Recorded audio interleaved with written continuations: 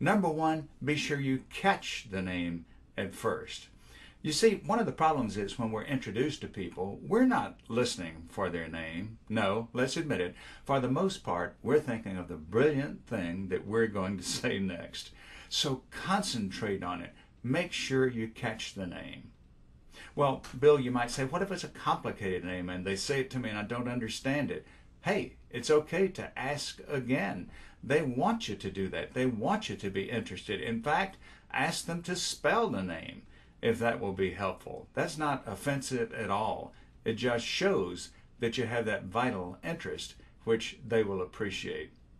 Next, visualize the name. Visualize the name. Sometimes that's fairly easy to do at a function when people are wearing name tags. You really can look at the name and you can get a visual image of it. But when there are no name tags around, visualize it anyway. Imagine that you see that name in print. Next, use the name. Use it in conversation.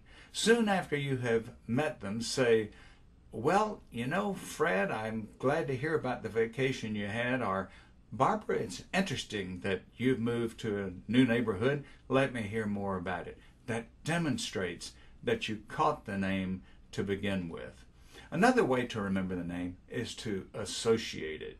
For example, if I meet someone named Ted, immediately I try to picture that person with some other people named Ted that I know. Same thing if I meet someone named Diane. I've known some Dianes before, so I associate there.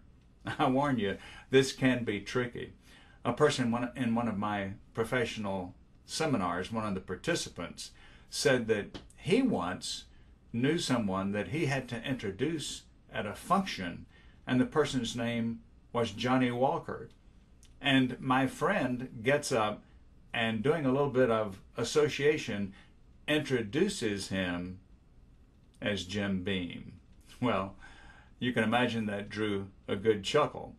And so there's some dangers in association, but do try to associate the name with other names and other people that you have known.